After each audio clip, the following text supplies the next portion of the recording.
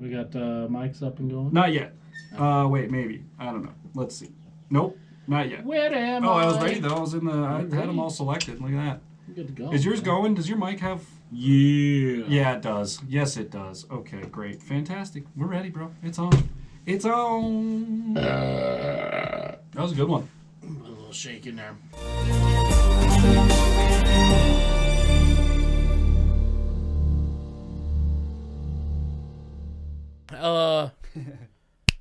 Welcome back to 307 Snap and React. Snap back, reacts, tap. Yeah. Burt back, rack, baby. That's right. Yeah. So you guys have heard me mention him several times, Yeah. and I've been taking a dive into his channel, okay? This is Chris Liepe. He has a lot of good things. If you're a vocalist and even just a person who's interested in producing music, he points out specific things that you can do as a vocalist to make vocal production easier for the producer. But then he also has other ones where he goes through and looks at iconic productions put together. I mean, he done... Those ones are really cool, They're man. really good, really good. He did one with Queen song. We watched it a couple weeks ago, and he did a Michael Jackson one, too. It is like eye-opening hearing some of the stuff soloed out. Like, hearing some of the vocals soloed out, you're like, wow, yeah. Auto-tune did not exist, baby. No. And if it did, they were not using it. So, like... I mean, I didn't realize how much of Michael Jackson's voice was put in the percussion on some of the stuff. Because there's tracks of Michael Jackson just going... Yeah, and they did a whole track of that. Yeah. And you're like, what the fuck is They going on? did a whole track of that shit, man. And then you put it with the rest of it, and it sounds great. It sounds awesome, yeah.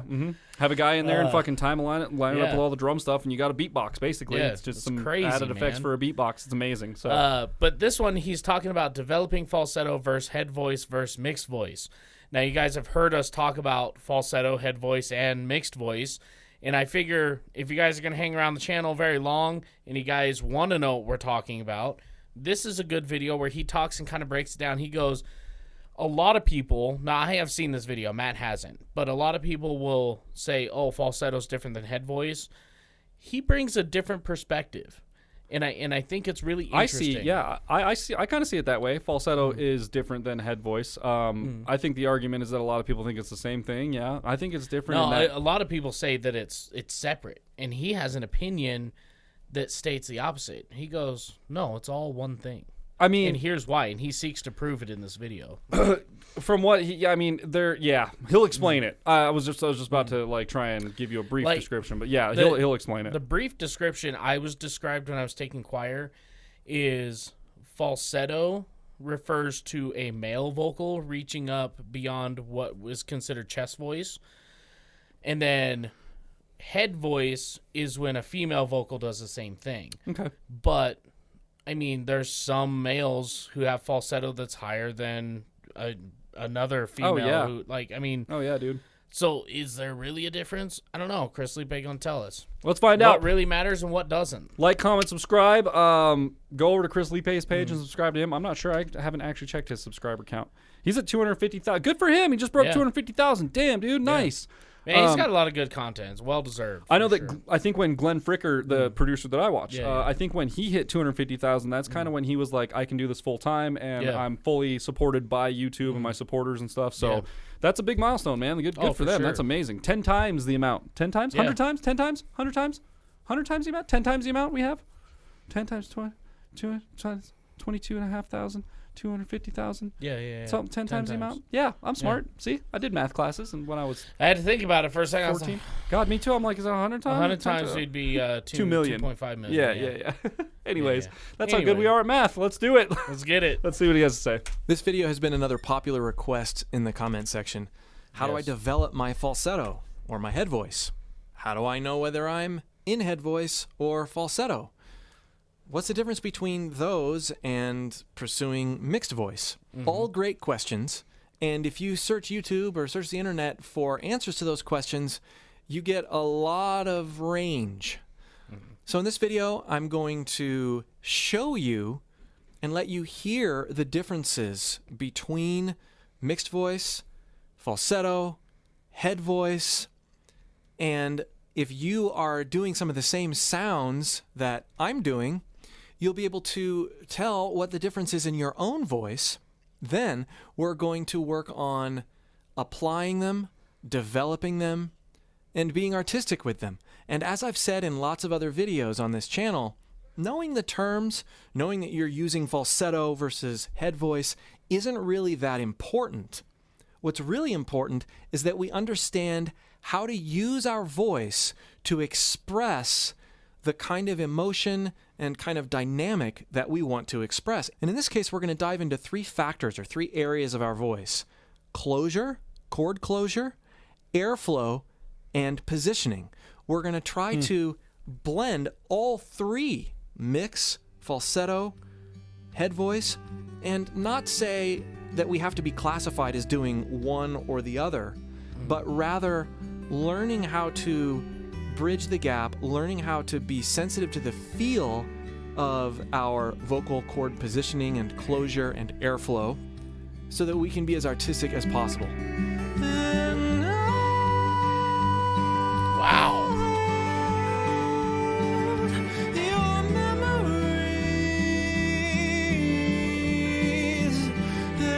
Treasures of your mind that took so long to find, let them return. Lessons learned from bridges burned.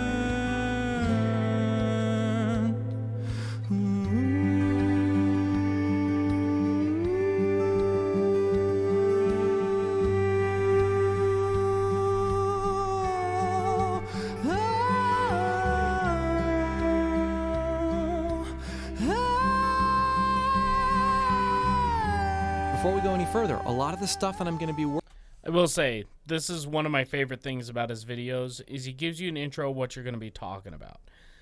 And then he proves that he has a good handle on it. Mm-hmm. I think that's cool. Yeah, his transition into mixed voice there was really, really nice. Oh, yeah, when he started coming down and then back into the falsetto. Well, when he comes up and he goes from the falsetto and just fucking belts it. Like that fucking that was really, really nice, man. He's an amazing vocalist. He really is. Like he makes it look easy, but he's got years and years and years of training. That's why he sounds so good. Well, that's why crazy he's thing seamless is, when he gets up there, man. He talks about in one of his other videos, I think it's called like How to Sing Like Chris Cornell, right? And in that video, he talks about being in college, and he went to his voice teacher and he said, "Hey, I want to sing this." And his voice teacher said, "Your voice won't do that." And he was just kind of crushed by it, right? He's like, "God, dude, like what?" So then he started sitting at home practicing. And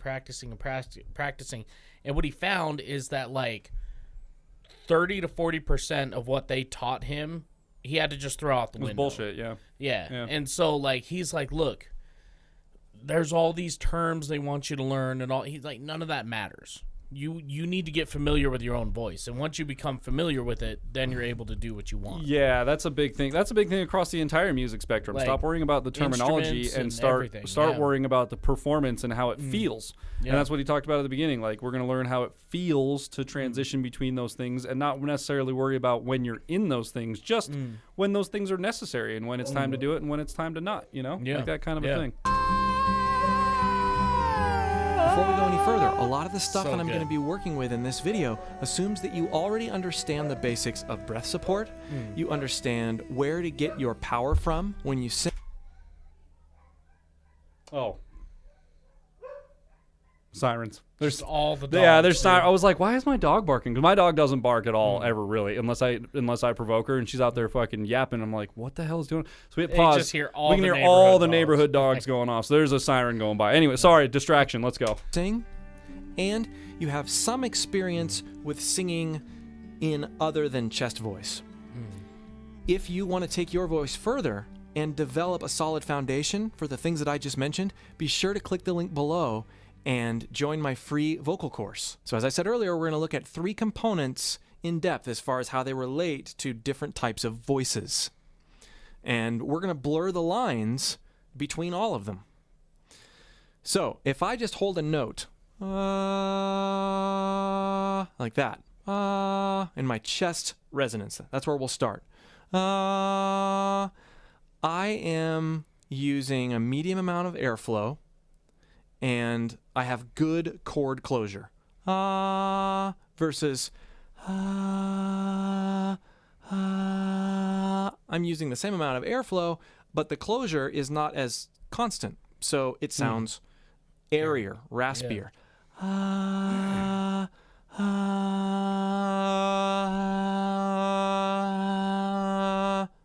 Now, sounds like a vacuum cleaner. If I do that same thing in my falsetto or my head voice, my different vocal positioning, where my chords are longer, they're stretched out a bit, I can moderate airflow. I can learn to moderate airflow the same way.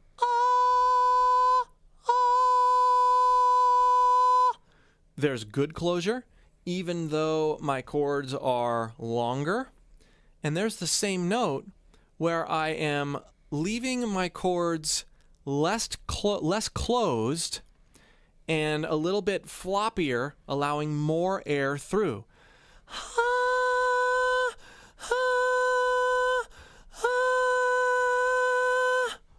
Now, a lot of people, and I think this is a good way to differentiate, a lot of people will define what I just did as falsetto and as head voice. Head voice is more powerful, more coordinated, more pure. Less air is happening versus falsetto.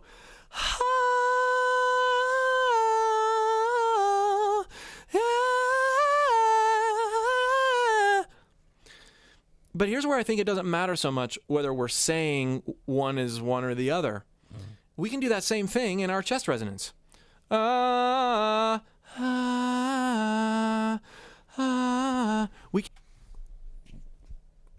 a good point. Like, they don't have a different name for more air in chest voice. No, it's just airier, more air. You got more air. That's really what it is. Yeah, like he's saying, your vocal cords are less closed, so there's more air passing through them. Yeah, dude, this guy's fucking amazing. It's his knowledge of how the vocal cords work and function and the physicalities of what happens when they're in certain positions is that's what gets me, man. Like he breaks it down on almost like an anatomic level, where he's like talking about the physical properties of muscles inside of your throat that are allowing these different tonalities to come out. Everyone thinks that like, oh, it happens in your lungs and it's happening in these different, like, no, it's literally happening in that opening, tiny little voice box, tiny opening in between your vocal cords right there. That's where all of it's happening. And, air is coming from your lungs, obviously, but like the tone is all happening right in this little tiny thing in here. It's wild, man. Here's the thing I like about his video is you don't have to know on an Jesus Christ. Anatomic, you okay? Yeah, that level. What the fuck is going on? No, Like you could disregard all of that and just practice the exercises he does. He goes, we're going to do, this high note, and we're going to just switch between a nice pure sound and more air, and pure and more air. And you keep doing that, and you learn, you get control of your voice that way. Even someone who doesn't know, like you said, the technical jargon knows. Even someone who doesn't know necessarily the properties of singing properly knows what someone means when they say put more air in that. Make it sound more airier, make it break up a little bit, make it don't be as forward with it. And you might not, if you're not a singer, you might not know how to do that, but you can sit down with your voice and figure out a whisper. You know what the difference between a whisper and talking? That's essentially what he's doing. He's adding a whisper into his chest voice. He's just adding a whisper into his chest voice. Yeah, that's kind of what he's doing. And that's just what I love about it. The most experienced singers can come and learn something from him, and somebody who's learning how to sing can watch the same video and take something away. Always take something away, man. That's the reason why he's got the subscriber count, man. That's why people keep coming back. He's for real. Very good. Let's go. We can manage closure and airflow in any one of our vocal positions. It's really about identifying how to do each one in both areas and then using them in a way that fits what we're trying to do. So what we want to do first, oftentimes the easier thing to do when we're getting up into those higher, thinner notes, that resonance, that that transfers up here. We feel it back and in our head more as opposed to vibrating in our chest. We'll call that the head resonance. It's easier to do that with less chord closure. So, when we want to get there by whispering, like this. We don't want to whisper a lot. There's that whisper. And then introduce a little bit of phonation, introduce a little bit of actual tone in there in our chest resonance. Hi, hi, hi. I just did that. I was just doing that. This is a medium whisper. And then let's, rather than going for any sort of pitch, let's go higher and higher and higher like this. We're not trying to sing a particular note.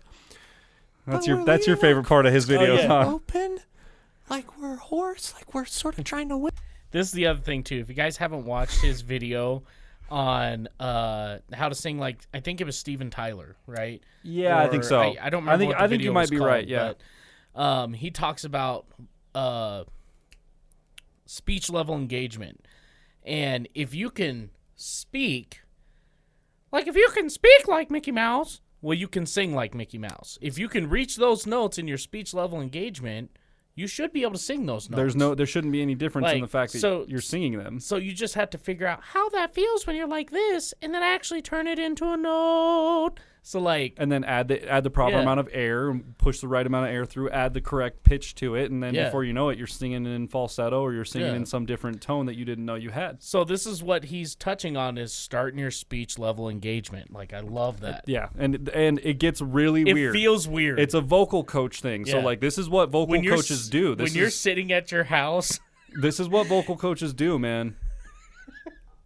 And wearing all the clothes that nobody wears. Oh, man. Man. He was just losing his mind. Yeah, that's right. That's so right. Good. Wearing all things and nobody wears. All the things.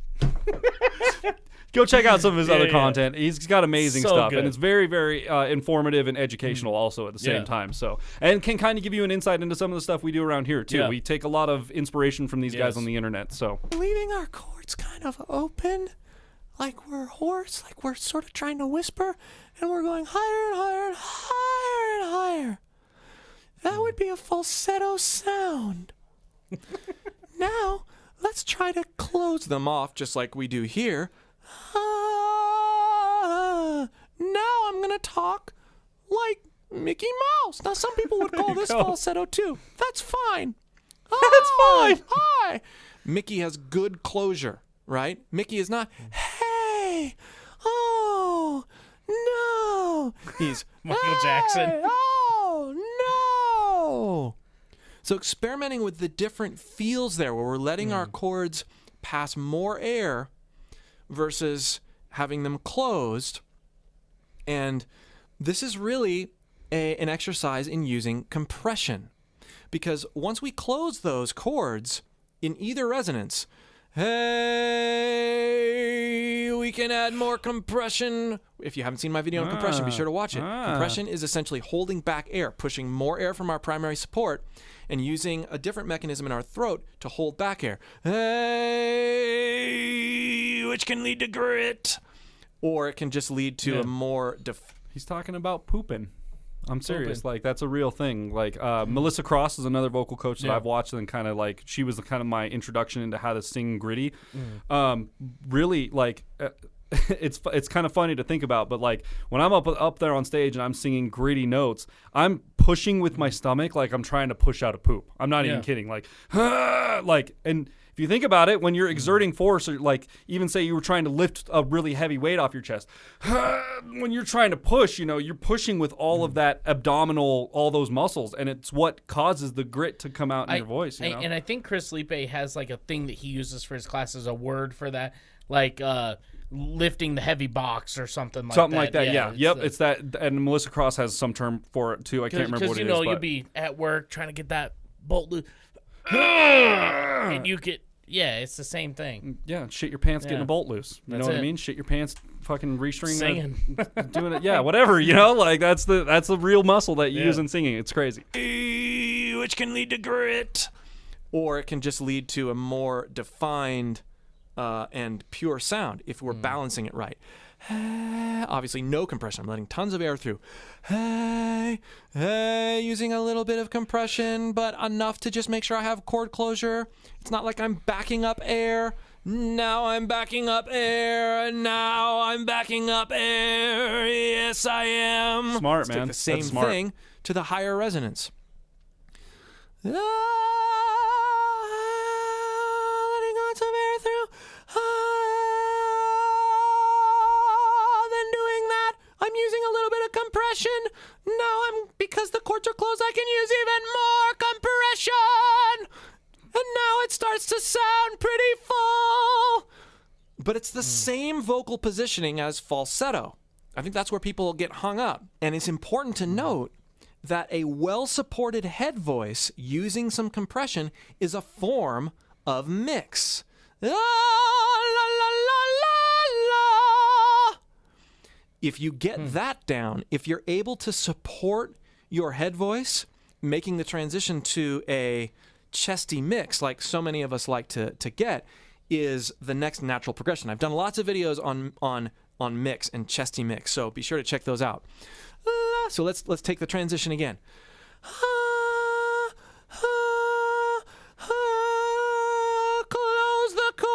Close the chords, add more support and compression.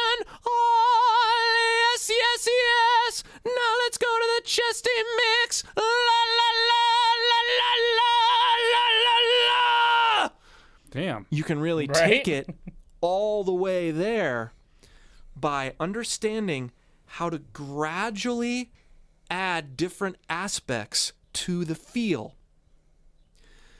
I think that by looking at each one of these things as different voices, it hinders our ability to do what I just did, which is go from what people call a falsetto all the way to a belted chesty mix.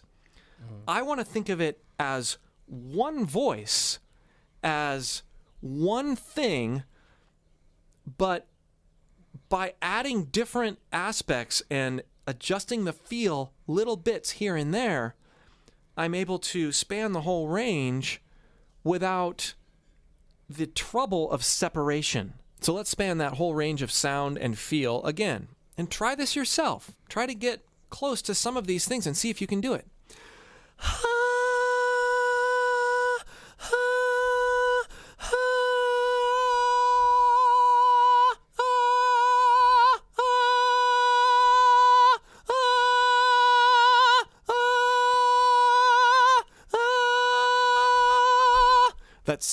That's just a well-supported using compression head voice. I haven't done the chesty mix thing yet. Although, like I said, head voice is a form of a mix because you're starting to use more support.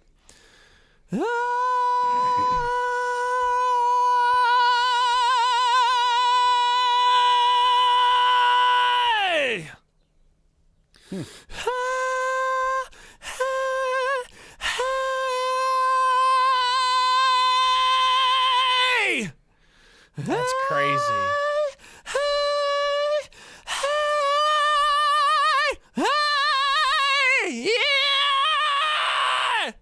And what ends up happening when you start to go higher and higher, your voice will break. If you've got your support dialed in correctly, if you're not worried about being in a particular resonance or thinking about your voice in a certain way and just kind of let things happen as you make that support transfer and that resonance transfer gradually, as you go higher and higher, your chest voice will then start kind of telling you, oh, that's really high. And so there's this point where grit and mix and cool sounds, other cool sounds start happening because you start to engage your break. And your break is what lies between those two primary resonances, chest, head. So by working through that full spectrum of sounds. What's funny, dude, when I was in choir class, my choir teacher did a demonstration on this between the differences between male and female, and I did a demonstration. Oh, she knew the difference? Well, voices.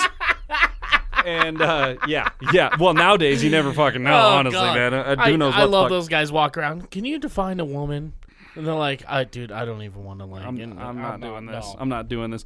But yeah, so I stood up and started in head voice and just worked my way all the way down until I hit basically the break point where you have to go from head voice into chest voice. Yeah.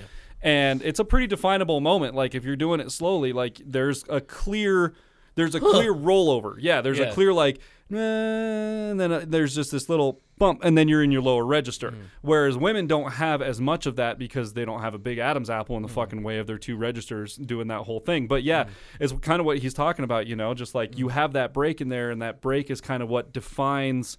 It's kind of like your tonality mix bowl, man. It's kind of like where all the fun shit can kind of happen, and that can happen in different registers in your voice. It can happen between your chest voice and your head voice and your falsetto. It's all about this mix thing that he's talking about, and I think it's a really good perspective to look at it as one thing. There is no separation because once you start separating it, you start setting different bars and goals for your voice, and your voice has all those.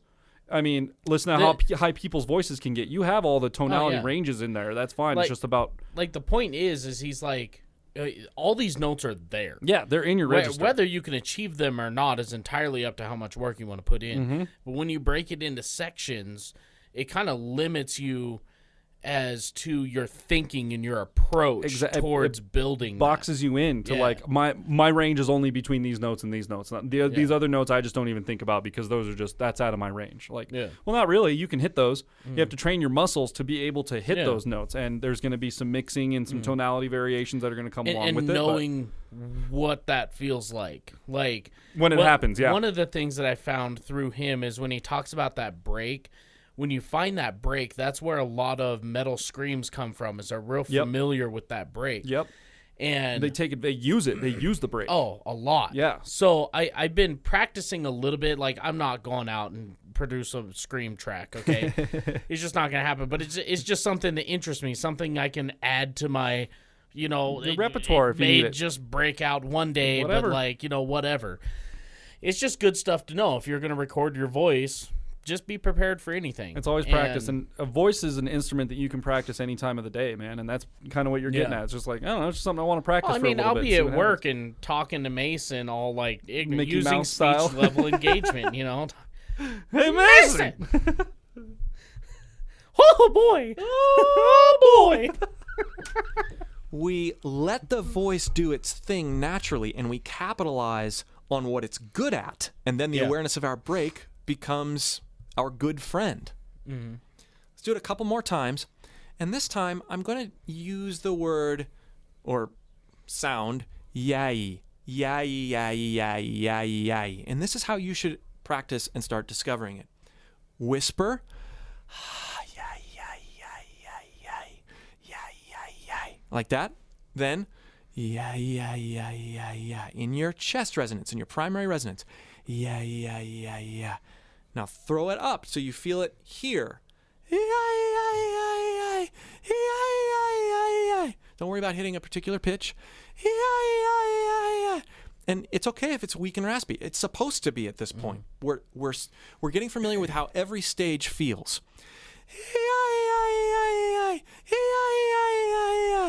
Now let's close our chords.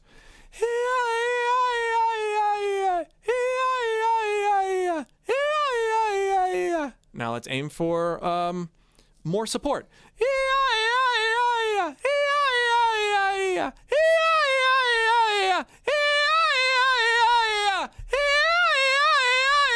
I'm pushing from here a lot. That's support. Sounds that's like a compression. cat, man. Does, dude. Closure.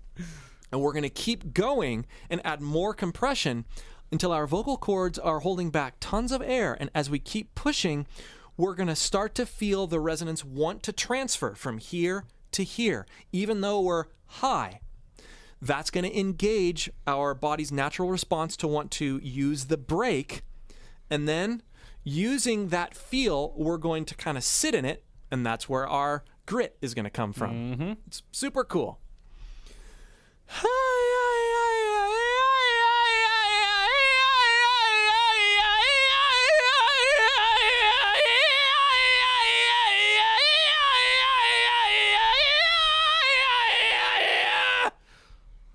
Pretty dope. That's the transition. Pretty dope.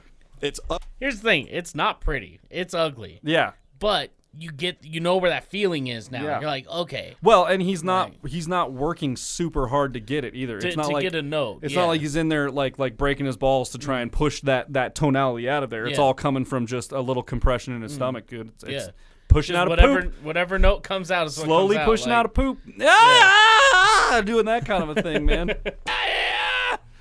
That thing. That's the transition. It's ugly sounding at the moment, but we can do some really cool things with it.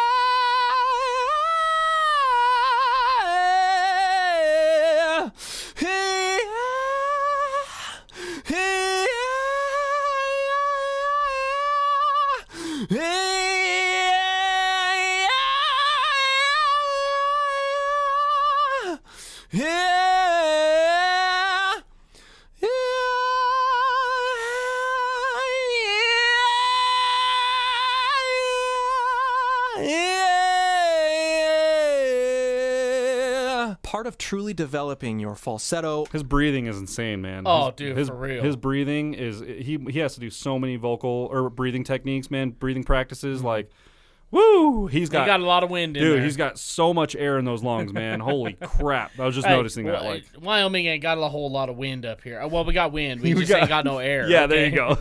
Or your head voice is understanding how it feels to utilize it and blend it with your chest resonance.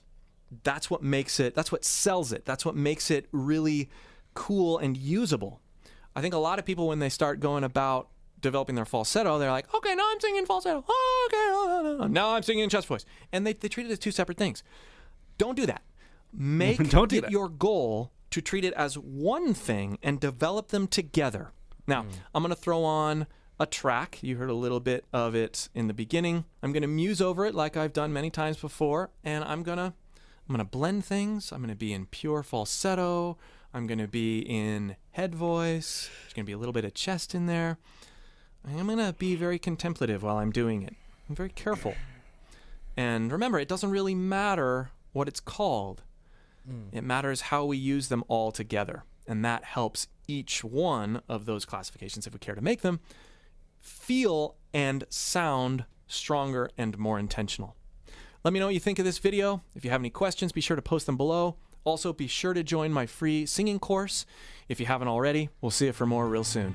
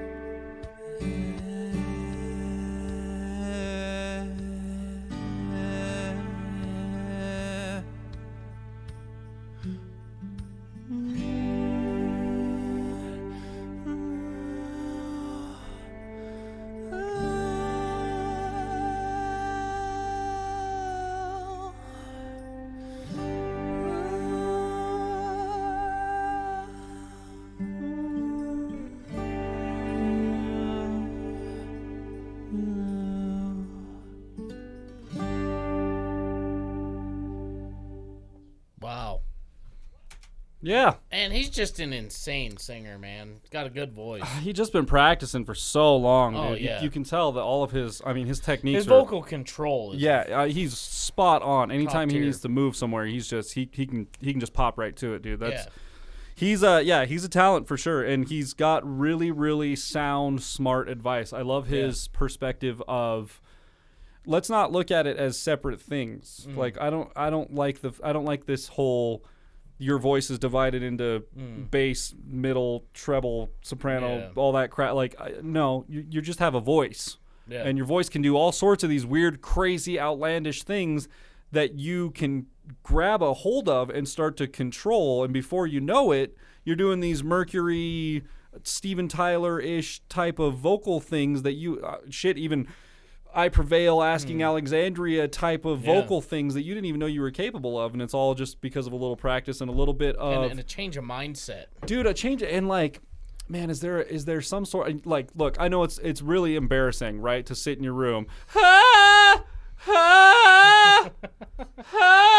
parents are going to be like, "What is wrong with you? Do we need to take you somewhere? Like, are you okay?" And what's funny is I watched that video with the Steven Tyler thing, and I was like, "Fuck, I think I can maybe. I mean, it's a little bit out of my range, but I think I can practice it."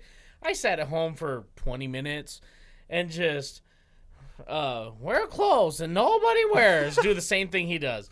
Talk about things and nobody cares. And then as I started to get more, okay, well, that's how that feels. Talk about things that nobody cares. And then it turns into, okay, now let's turn it into put some support behind it. Talk about things that nobody cares. And I was like, oh, fuck, dude, I'm there. You start like, getting there. Yeah, and then you can start kind of like mapping that head voice versus chest voice control break area, and then before you know it, you've got that fucking, and a lot of that can start at speech level, like you were saying, talking about. It's an amazing, like, I think there's a lot to be said for these vocal coaches who bring a fresh perspective and just go, look, like, you know, it's not as hard as you're making it. Like you can hit those notes, and one of Melissa Cross's big things is stop viewing this note as this like big jump up that you've got to just. I've got to reach so hard to get up there. It's because like, no, they man. think of it like a staff. Yeah, like, it's like, just jump up there. Just push out there. Yeah. And go for it and get it. And like, a lot of that comes with the make a poop thing, you know what I mean? And like, surprising how much you think about just exertion alone gets you these different registers, you know? It's wild, man. It's wild, Compression, control, exertion, airflow, exactly everything that Liepe was just talking about, man. That was a really, really informative video, as are all of his videos. Yeah. He's an amazing talent. He's good. I haven't come across one of his videos yet that I haven't been just completely sucked in. Yeah. Like, he's so good. He has a way of doing it, man. Like, if you guys want to learn how to sing, or if you want to watch this video uninterrupted, you know, the link to the original will be down in the description. I think part of the appeal with him, too, is watching someone so professional. Like, he presents himself very professional. Right. Yeah. Like, and he's in a very nice, obviously he's in a controlled room. You know, he's got the kit in the background, and he's doing the whole thing. But then he gets in these rants these where characters, and you're watching this guy and you're like, wait a second, who the fuck is this guy? What's going on? So I think that's part of the appeal also, is like, yeah, you're supposed to be that weirdo, wacky person. That's what gets you those. And that's the thing that I liked about G in high school, is G would kind of have us do those weird, like, okay, look, you're gonna sing it this way. Okay, sing like you just been kicked in the balls. Okay? And he sits there like, okay. And then by the end of it, it all comes out better. Comes out, and it's like, that was the feel we needed right there. So yeah, it's cool, man. Cool concept. Well, if you guys like this video as much as we did, be sure to leave a thumbs up, smash that subscribe button, click the bell, become part of the notification gang. And we'll see you guys next time. See you guys. Hey, good break. That was a good break. Bow. That's why I didn't want to do it in the microphone. I was like, I'm gonna destroy this fucking thing, dude. I'm pretty sure I might have clicked it on. If there's one thing I have control over, I have controlled my break for a few years. That was kind of my